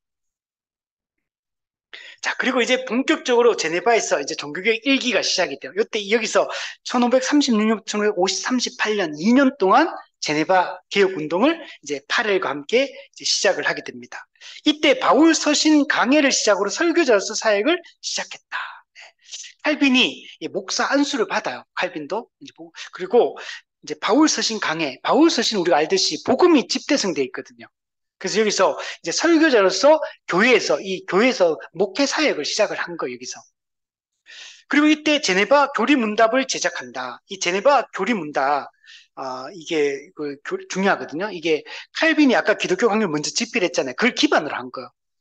제가 아직 제네바 교리문답은 가르치지 않았는데, 이제 우리, 이제 화요일 하는 교리문답 공부가 벨직 신앙고백서를 이제 공부가 끝나가거든요. 끝나면 요걸 하려고요. 제네바 신앙고백서는 양이 엄청나게 많아요. 여기는 다른 교리문답보다 훨씬 많은 이야기를 해요, 여기서는. 제네바 교리문답은. 그래서 제가 이걸 지금 이제 공부를 하려고 준비를 하고 있어요. 그래서 이 제네바 교리문답을 제작하고 거기에 엄격한 권징. 왜 이때는 시민과 교인이 구분이 안 된다 그랬잖아요. 이때 모든 그 제네바 시민들이 다 교인이라고 말을 하는데 다 세례받은 자들인데 근데 막 똑바로 살겠어요? 그 완전히 그 형식적인 종교인데 너무 많은 거야. 그러니까 이 죄 짓고 하나님 백성답지 않은 이런 생활을 하는 사람 너무 많으니까 이 엄격한 권징을 해야 된다. 여러분, 우리가 지금 교회가 권징을 회복하는 3대 교회 표지 중에 하나잖아요. 여기서 권징이 나온 거예요, 지금. 우리가 권징을 강조하는 것도 여기서 출발하는 거예요. 그리고 제한 성찬해야 된다. 성찬을, 그 왜 아까 했지만, 시민과 교인이 구분 안 되고, 모든 시민이 성찬하잖아요? 모든 시민이 다 참석하는 거야. 다 교인이니까. 근데 왔는데 평상시에 맨날 개떡같이 살다가, 그죠? 막 좀 나쁘면 술 처먹고 막 나쁜 짓 할 거 다 하고, 막 엄란하게 막 살고 막 그렇게 살다가 또 성찬식 하면 또 성찬식 받으러 와. 이런 거 칼빈이 보니까 도저히 용납이 안 되는 거죠. 진짜 복음을 알고 믿고 거룩한 삶을 살아가는 삶으로 참된 믿음임을 증명하는 이런 사람들만 성찬에 참여해야 된다. 그죠? 우리 성경에서 가르쳐 주는 성찬에 참여하는 그 대상하고 똑같은 거예요. 철저히 이걸 해야 된다라고 얘기를 한 거. 그리고 교회 7일 교회를 개혁해야 된다. 그러니까 교회를 개혁하는 게 곧 그 당시는 시를 개혁하는 것과 똑같은 거예요. 그래서 강력한 이 교회법, 시민법을 만들어요. 그래서 이걸 시도를 합니다. 이걸 엄격하게 했거든. 그러니까 사람들이 반대를 할 수밖에 없어요. 그 당시에 그냥 헐렁헐렁하게 신앙생활하고 있던 사람들, 쾌락을 즐기고, 그나 종교인으로 살아가고, 방탕하게 살아가고, 이렇게 한 사람들 입장에서 이런 엄격한 이런 것들을 요구를 하니까 좋아하겠습니까? 그 반대에 부딪힐 수밖에 없죠. 그래서 결국은 제네바에서 22개월 만에, 실제로 2년도 안 걸렸죠. 22개월 만에 추방을 당하는 거예요. 처음에는 왔을 때, 칼빈 왔을 때 되게 좋아했거든요. 근데 다 동의했지만, 그러나 엄격한 걸 요구하니까 반대하고 떠난 거죠. 교회도 똑같아요. 교회도 신앙생활 열심히 하고, 이렇게 적당히 하면 사람들이 편안하거든요. 건징도 안 하지, 권면도 안 하지. 근데 널널이하게 신앙생활 하니까 딱히 부딪힐 일도 없고, 그냥 교회 주일만 오면 되는 거 아닌가. 이렇게 되는 거죠. 근데 교회도 제대로 엄격하게, 교회답게 이런 삶을 강조하고 복음적인 걸 강조하면 여러분 성도들도 좀 싫어하는 거예요. 이건 제세례파 같은 경우도 그 당시에 개혁가 그 누구죠? 쩌빙글리와 루터가 종교개혁하는 거 좀 더 엄격하게 했으면 좋겠는데 대세례파 처음에 펠릭스 만츠가 그 시작할 때 그것도 자기가 볼 때는 권징도 똑바로 안 하고 제대로 안 하는 거니까 똑바로 하자. 그래가지고 그 제세례파 운동이 시작된 거거든요. 사실 그 사람도 제세례파도 우리가 제세례파라는 말은 우리 기독교 입장에서 그 사람들한테 하는 말이에요. 그 사람들은 제세례가 아니야, 사실은. 유아 세례는 올바른 세례가 아니니까 참된 믿음을 가진 성인 세례만 참된 세례다. 그게 첫 번째 세례인 거야, 그들 입장에서는. 우리가 볼 때는 유아세례 반대하고 유아세례 받았는데 새로 받는 것처럼 보이니까 우리 입장에서 제세례파라고 말하는 거지.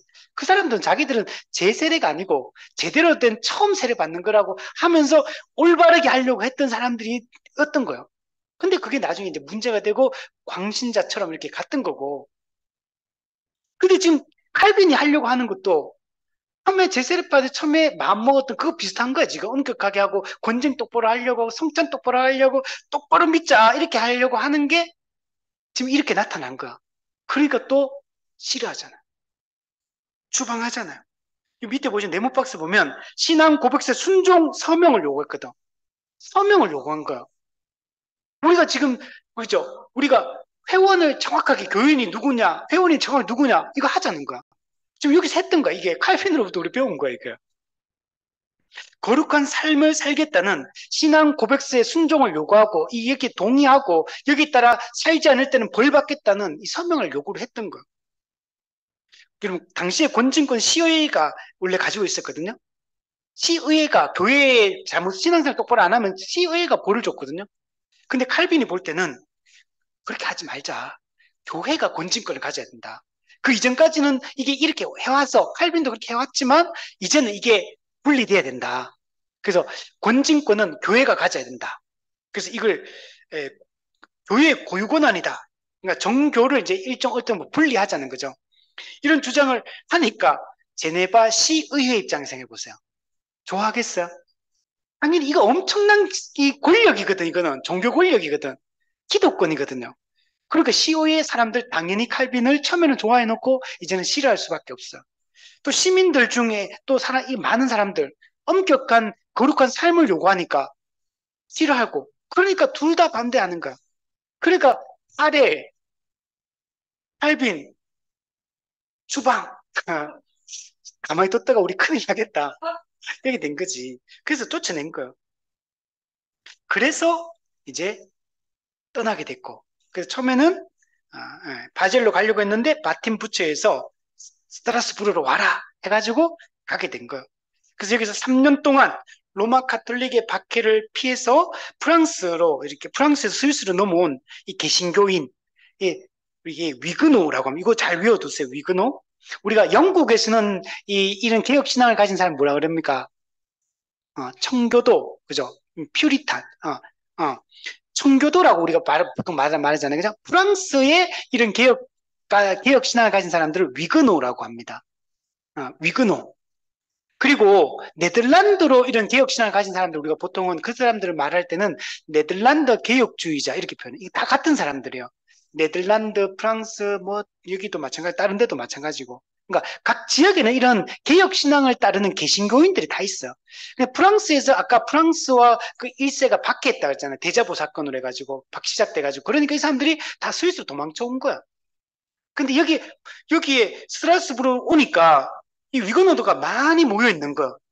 그러니까 칼빈 입장에서 자기 고향 사람들이잖아요. 동네 그 같은 조국 사람들이잖아. 그래서 이 사람들을 대상으로 해가지고 여기서 칼빈이 목회를 하게 되고 이 사람들을 중심으로 가르치기 시작을 한 겁니다.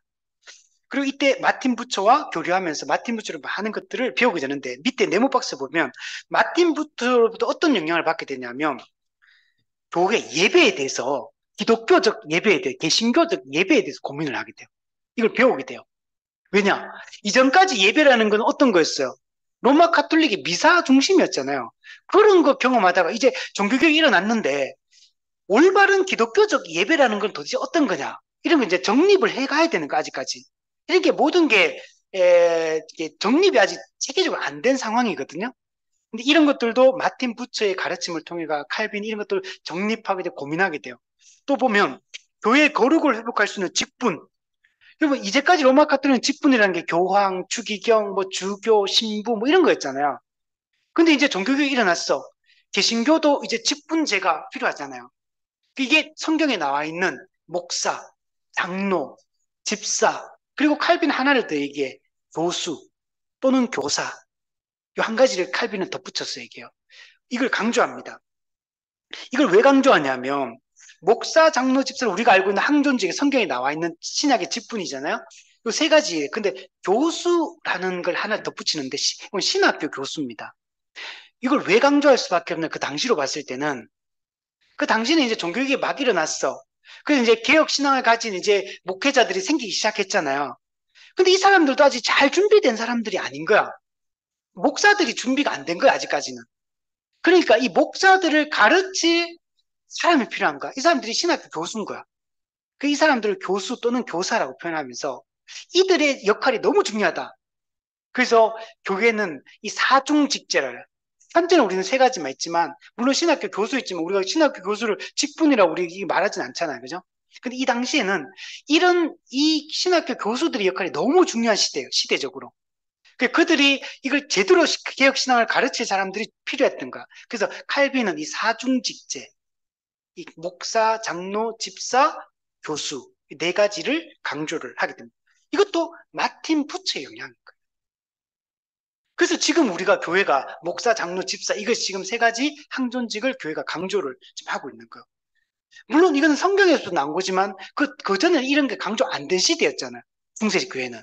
그래서 종교개혁이 일어나면서 이제 칼빈에서 이제 이런 것들이 실제적으로 강조되고 조직적으로 만들어지기 시작합니다.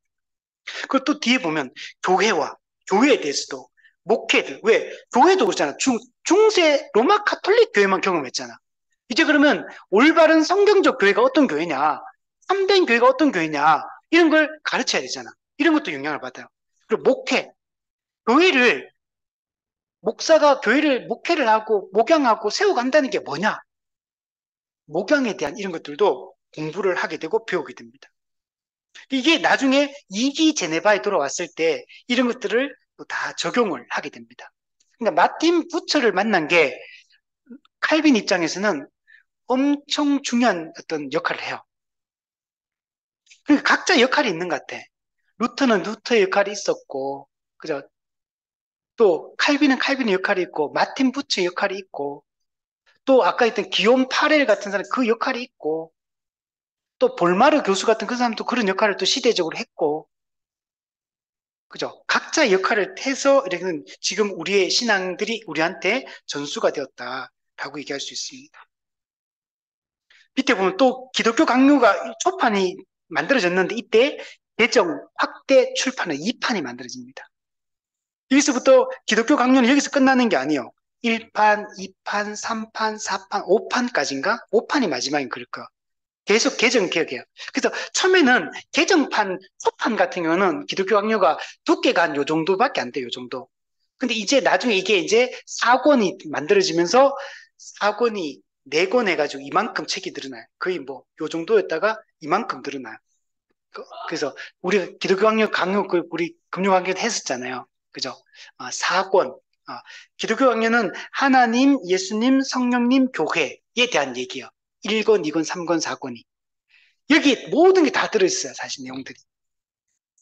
그리고 로마서 주석을 또 출간해서 이제 성서 주석가로서 칼빈이 또 역할을 해요. 그래서 나중에 칼빈 주석이 다 만들어지게 됩니다. 자, 그리고 그래서 이제 제네바로 와라 그래가지고 사람들이 다시 초청해가지고 오게 되잖아요. 그 종교개혁 2기가 1541년부터 1564년까지 이제 2기 사역이 실제로 여기서 본격적으로 또 시행이 됩니다. 그래서 돌아올 때 그 내용 보면 다시 제네바로 돌아오는 요구와 권면의 칼빈은 강력히 항변하면서 거절을 합니다. 그러면서 하늘나라에 그토록 내가 무서워하는 데가 없습니다. 그러니까 2년 동안 제네바 1기 사역 때 진짜 힘들었던 거예요, 칼빈이. 너무 많은 반대를 부딪히니까. 나를 매일 1000번이나 죽이는 그 십자가를 지느니 100번 죽는 걸 택하겠습니다. 이 정도로 힘들었던 거예요. 그래서 칼빈은 밑에 보면 제네바를 그 니느웨 같다. 그죠. 요나가 가기 싫어했던 니느웨 같다. 이렇게 얘기를 했어.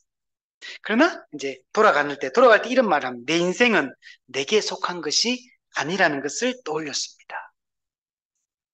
그렇기 때문에 나는 나의 심장을 죽여서 주님께 제물로 바칩니다. 진짜 두려움을 가지고 힘들 걸 각오하고 마지막 인생을 불태우기 위해서 제네바로 칼빈이 돌아온 거야. 그리고 또 재밌는 게 있어. 칼빈이 돌아왔어. 이 사람들은 칼빈이 돌아와가 자기들 엄청나게 꾸중하고 책망할 줄 알았어. 그래가지고 이 한 소리 들을 각오를 딱 하고 있었는데 칼빈이 돌아와가지고 어떻게 하냐면 칼빈이 3년 전에 떠날 때 그 마지막 설교했던 그 본문 다음 성경 강해 설교 이렇게 쓰겠거든. 그 다음 설교 딱 하는 거야. 뭐 예를 들면 요한복음 20장까지 설교했다면 딱 돌아왔는데 막 꾸중할 줄 알았는데 요한복음 21장 설교하겠습니다. 이렇게 하는 거 똑같은 거예요. 음. 그래서 돌아온 후에 이제 제네바 교회법을 제정합니다. 그리고 사중직제를 확립하고 성경적 교회를 이제 세워가기 위해서 7일을 시작을 하게 됩니다. 제가 다른 강의를 또 들어보니까 이게 일기 사역 때 너무 엄격하게 했기 때문에 그래서 반대 많이 부딪혔잖아요. 그래서 2기 때는 칼빈이 조금은 약간 그 종교 개혁은 엄격하게 했는데 그 시행할 때 옛날에는 법적으로 막 순종 서약하고 막 이렇게 했잖아요. 이제는 이제 조금 부드럽게 이렇게 했다. 사람들 너무 막 강하게 하지 않고 약간 자발적으로 하도록 대신에 개혁 자체는 되게 엄격하게 조직화했다. 이렇게 또 얘기를 하더라고요. 그 네모 박스에 보면 이게 중요한 내용 요거 두 가지는 밑에 보면 교회를 치리하기 위하여 주 1회 목요일마다 목사와 장로들이 모여 교회 성도들을 살피며 권면 상담 권징을 행하는 장로회 콘시스토아 이걸 만들었어요. 이게 정말 중요해요. 이게 뭡니까? 오늘날 장로회는 뭐야? 당회입니다. 치리회. 근데 매주 목요일마다 모여 목사님과 장로님이 매주 목요일마다 모여가지고 교회 성도들이 어떤 상황인지 권면하고 상담하고 권징하고 이걸 합니다. 이게 이걸 회복해야 돼. 여러분, 오늘날 당회 장로 어떻게 합니까? 뭐 어떤 교회는 뭐 한 달에 한 번 당회 열고, 뭐 어떤 교회는 매주 당회를 여는데, 뭐 당회 열면 지옥이 된다. 목사님 생각 다르고 장로님들끼리도 생각이 다르고, 그래서 그래서 목사님들이 당회 갔다 오면 머리가 이게 하얗게 변한다. 이런 얘기 막 하잖아요. 장로님들도 당에 들어가는 게 고역이고 고문이다. 막 이런 얘기 막 하는 교회들도 있잖아요. 근데 어떤 교회 종교는 당회가 행복한 교회, 당회가 짧은 교회가 뭐 좋은 교회다. 우리 교회는 목사님과 장로님 마음이 잘 맞아가 당회를 10분 만에 끝나면 이런 얘기 막 하거든. 그걸 자랑으로 하거든요. 실제로 그렇게 해요. 하도 싸우니까. 그럼 10분 만에 끝난다는 얘기는 목사님과 장로님의 성도들의 상황을 전혀 얘기를 안 나눈다는 얘기잖아요.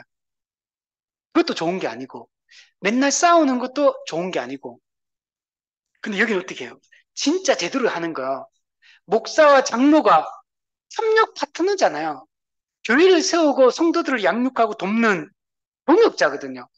매, 그것도 주일 오후에 모입니까? 힘 다 빠지고 아니잖아. 목요일마다. 목요일마다 목사와 장로가 매주 모여가지고 성도들을 살피고 또 직접 찾아 권면하고 상담하고 권징하고 장로회, 콘시스토와 이게 정말 교회 가서 하는데 이거 회복해야 돼요. 이걸 진짜 우리가 지금 회복해야 돼. 그 목사와 장로는 경쟁자가 아니잖아요. 함께 협력해서 교회를 세우는 직분자들이잖아요. 오늘날 목사와 장로가 정말 이런 협력 관계가 된다면 교회가 얼마나 제대로 세워지겠습니까? 또 중요한 게 있어요. 뒤에 보면 목사들의 영적 성숙과 선교를 위해 주 1회 금요일마다 모여 설교하고 토론하는 목사회. 이거 중요한 거. 와, 이거 정말 중요해요. 목사는 이게 정말 필요하거든요. 오늘 제가 속한 단체가 있는데 월요일마다 목회자 성경 연구 모임 매주 하는 이런 거 비슷한 거야. 근데 우리는 성경 연구하는 건 연이 그게 아니고 한 사람이 어떻게 하냐면 매주 금요일 모임 한 사람이 설교를 해. 그 설교를 하면 다른 목회자들이 다 그 설교를 들어. 그리고 나서 그 설교를 성경 해석이 똑바로 됐는지, 그리고 설교를 적용을 똑바로 했는지, 전달이 똑바로 올바른 이게 구조를 갖춰서 전달되는지 이런 걸 다 평가하는 거야. 무섭지? 그죠? 왜 이렇게 하냐면 논리적 통일을 이루기 위해서. 이단적 가르침들이 목사를 통해서 잘못된 성경 해석이 이루어지지 않고 올바르게 적용이 되는 이런 걸 살피기 위해서. 그래서 정말 목회자가 진짜 수준 높은 실력 있는 설교자가 되기 위해서 이렇게 훈련하는 거. 이거 쉽지 않아요. 설교를 평가받는 거거든요. 한 사람이 매주 돌아가면서 이걸 매주 하는가. 이렇게 하면 엄청나게 갈고 닦는 거예요. 이거 진짜 이런 거 중요하고 이거 회복이 이제 돼야 됩니다. 또 하나 3개월마다 목사들의 삶을 살피기에 모이는 시차례. 이게 뭐냐면 지역교회 목회자들이 이게 여러 교회 목회자들이 함께 모여서 시차례 각 교회 이 목회자들이 담임 목사에 모여가지고 시차례 하면 각 교회 상황을 공유하는 거. 각 교회가 어떤 데서 그걸 기도도 하고 상황도 살피고 도울 게 없는지 살피고 그러니까 지역 교회에 있는 이런 교회 지금도 우리도 노회가 있고 시차례가 있거든요. 근데 우리 시차례는 몇 번 모이냐면 1년에 4번 정기 노회하기 전에 한 번씩 모이고 임시 노회하기 전에 한 번씩 모이고 딱 4번 모여. 그 모이면 노회 때 어떤 서류 접수할 거 있는지 이런 거 뭐 특별히 뭐 안건 있는지 이런 거 몇 가지 좀 하다가 짧게 설교 한 번 하고 그거 조금 토론하다가 특별한 사건 없으면 마치고 밥 먹고 헤어지는 이게 끝이야 시차례가. 시차례 가가지고 각 교회적 상황을 막 살피고 나누고 여기서 막 서로 목회자들이 각 지역에 있는 교회들을 살피고 같이 의논하고 토론하고 교회를 세우기 위한 이런 것들이 이루어지는 건 제대로 안 돼요. 이런 것들 지금 생각해보세요. 지역교회 안에서는 장로와 목사가 장로회를 매주 목요일마다 교회를 살피기 위해서. 또 목사들이 모여가지고, 지역교회 목사 모여가지고 설교를 제대로 된 교리적 통일성을 이루고 설교를 하기 위해서, 올바른 가르침을 가르치기 위해서 이거 하고, 지역교회 또 목회자 또 모여가 시차례를 또 3개월마다 한 번씩 열면서 교회들을 살피고 각 교회가 옆에 있는 교회 이단에 빠지지 않는 지금 경제적 어려움이 없는 이런 거 다 살피는 거예요 서로 같이. 얼마나 여러분 그리고 거기에 노회가 그 위에 또 더 노회가 있고 또 그 당시엔 대회가 있고 총회가 있고 이렇게 하니까 교회가 정말 좋은 이런 구조를 갖춘 거죠. 물론 나중에 이렇게 됩니다. 장로교회에서. 자, 밑에 보면 칼빈을 중심으로 한 목사와 장로들의 성실한 활동으로 제네바가 거룩한 도시로 바뀌는 큰 변화가 일어났다. 왜? 이 당시는 단지 교회만 바꾸자가 아니에요. 제네바 도시 전체를 도시의 거룩한 도시로 만들기 위해 이때는 이게 분리가 안 되기 때문에 이런 걸 꿈꾸면서 해서 제네바가 정말 거룩한 도시로 종교개혁의 중심지로 급부상하게 됩니다. 또한 집사가 세워져요. 제네바시의 가난한 사람들을 돌보는 구제를 담당했다. 로마 가톨릭 이런 거 다 없애고 성직자 평신도 구분해버렸어. 계급으로. 근데 이걸 다 이제 무너졌던 것들을 이제 지금 목사, 장로, 집사, 그리고 교수 이렇게 해가지고 이걸 다 세우는 거. 그 집사가 어떻게 합니까? 실제로 교회 안에 있는 가난한 자가 아니야. 제네바 시에 있는 가난한 자. 왜? 그땐 다 성도기 때문에. 전부 다를 가난한 자를 돌보는 거. 적극적으로 돌봐요. 그래서 제가 찾아보니까 이것도 그리고 뭐 재정 집사를 세우고 봉사 집사 이런 것도 나눴더라고요. 같은 집사인데 이렇게 재정적인 부분을 담당하고 봉사를 담당 이런 것도 나눠가지고 그 역할들을 실질적으로 역할들을 했다. 그래서 정말 시 전체에 이 가난한 자들, 어려움에 빠진 자들이 실제적 도움을 받고 교회 성도들이 도움을 받는 이런 일들이, 그러니까 칼빈이 단순히 그냥 지적으로 뭔가를 가르치면 끝나는 게 아니에요. 정말 조직적이고 실제로 목회를 한 거고 교회를 세우고 도시를 바꾸고 이 정말 실제적인 사역들을 이렇게 했다는 것들을 볼 수가 있어요. 밑에 보면 칼빈은 로마의 사제주의에 반대하여 교회 사중직제를 확립했다. 장로와 집사를 일반 성도의 직분으로 회복하고, 예, 그렇잖아요. 일반 성도는 장로와 집사가 되는 거잖아요. 그리고 이제 장로를 가르치는 장로와 또 다스리는 장로로 구분했다. 그리고 올바른 교리와 성경을 가르치는 교수도 세웠다. 그리고 모든 직분은 선거로 뽑고 있다. 선거. 예. 이런 선거로 하나님의 주권이 성취된다. 그죠? 선거라는 거는 하나님의 뜻이 실현되는 방식이거든요. 그리고 장로와 집사는 그 사역과 삶을 살피면서 매년 선거로 뽑았다. 매년. 그러니까 1년마다 이러면 새로 뽑는 거야. 재신임 되는 거야.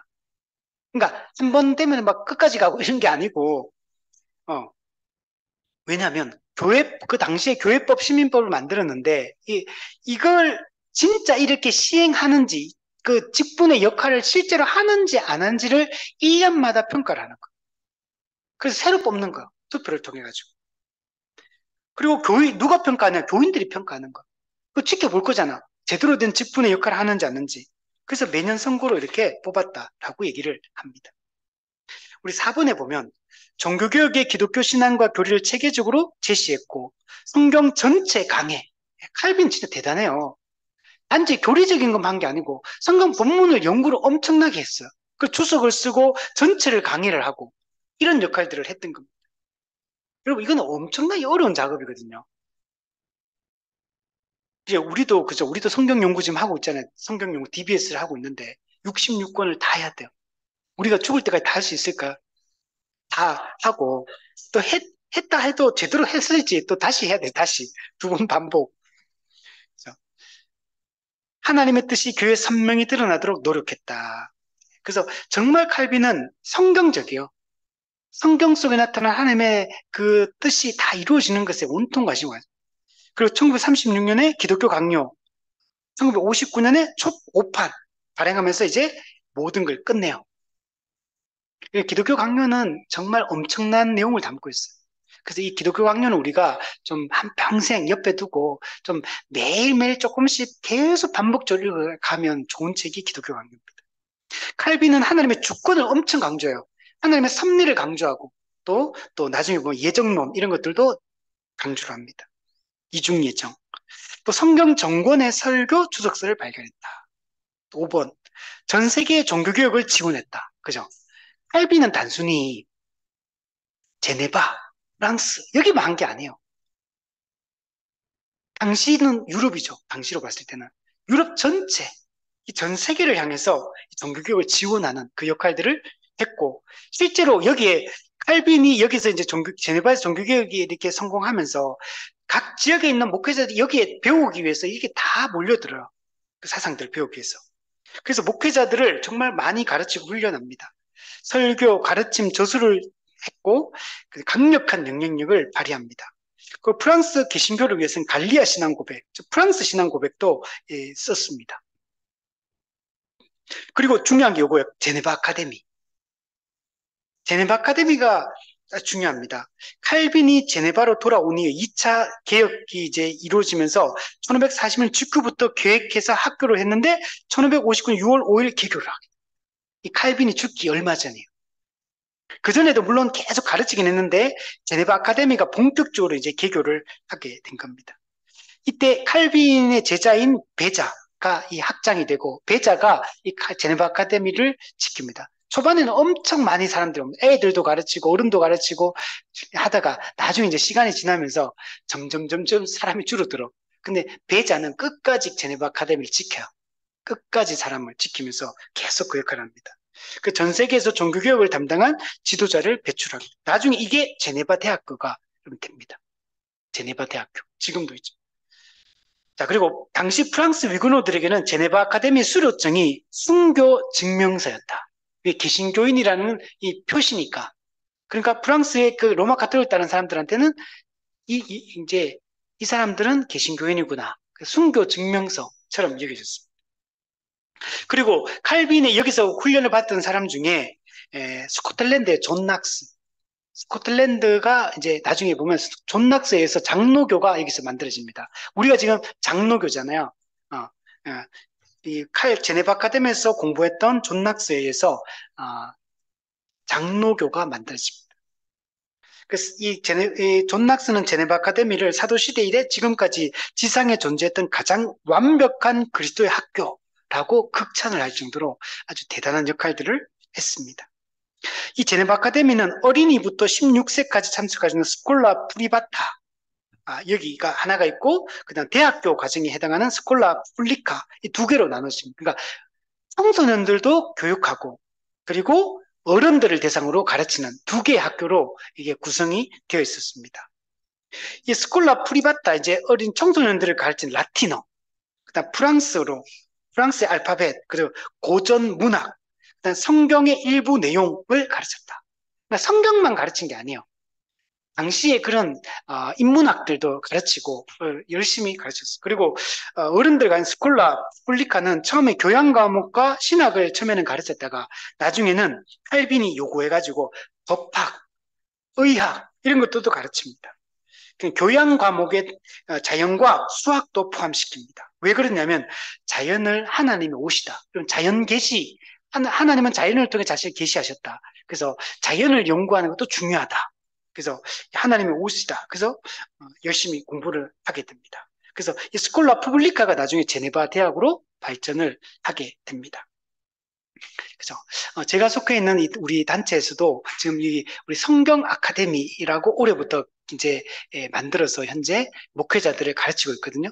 그래서 이것도 이 제네바 아카데미에서 이런 것들을 본뜬 거. 그래서 철저하게 우리가 목회자들을 신학생들을 이렇게 신학교를 졸업한 이후에 그 목사 안수 받기 전에, 그러니까 신대원을 졸업하고 목사 안수 받기 전에 보통은 이제 강도사 고시 준비하고 강도사 시험 합격하면 이제 1년을 또 목사 안수 받고 이렇게, 그러니까 목사 안수가 바로 되었잖아요. 근데 이제 그렇게 되니까 배출되는 목회자들이 제대로 복음이나 교리나 이런 것들을 준비가 안 된 상태에서 목회 현장에 그냥 발을 띄어서 바로 전임으로 들어가 버리는. 그래서 그렇게 하지 말고 그냥 신대원을 졸업하고 난 후에 한 2년 또는 3년 이 정도는 집중적으로 신학과 성경 연구를 하는 시간들을 갖고 전임사에게 뛰어들자.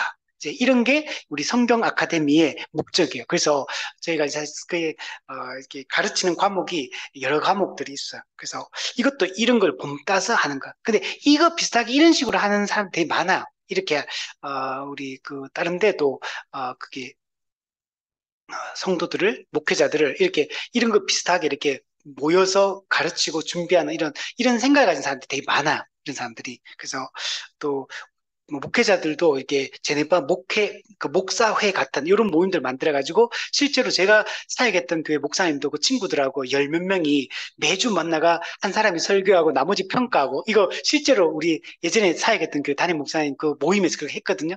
이제 이런 거, 각 지역에 이런 것들이 많이 있어. 이렇게 하려고 하는 사람들이.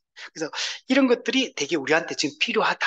그래서 정말 목회자 제대로 준비되어지고 설교 훈련도 되어지고 또 제대로 또 말씀을 가르칠 준비가 되는 게 중요하다. 이렇게 이야기를 할 수 있습니다. 자, 마지막으로 칼빈의 이 종교개혁의 이 영향력은 정말 유럽 전역에 아주 엄청난 영향을 미칩니다. 앞서 아까 프랑스의 위그노, 영국의 청교도, 그다음에 영국의 청교도 말고 이제 영국 국교의 성공에도 영향을 미칩니다. 그리고 스코틀랜드의 존 낙스. 여기서 나중에 여기서 장로교 나온다 했죠. 그 네덜란드 개혁주의. 그리고 이 사상들이 나중에 미국으로도 넘어가거든요. 미국으로 영국의 청교도도 건너가고 네덜란드 개혁주의도 미국으로 건너가고 많이 미국으로도 건너가요. 그래서 미국 장로교에도 칼빈의 이 가르침들이 아주 중요한 영향을 미치게 여러분 됩니다. 그래서 칼빈의 영향은 그냥 종교개혁의 모든 종교개혁가들에게 아주 절대적 영향을 미쳤다라고 말할 수 있어요. 물론 칼빈도 그 이전에 루터의 영향을 받지만, 그러나 이 모든 것을 체계화하고 집대성해서 종교개혁의 정말 근본적인 뿌리를 만든 사람은 칼빈이다. 그리고 칼빈의 그 제네바 사역이 제네바 교회가 아주 모델적인 당시의 교회였다. 이렇게 말할 수가 있습니다.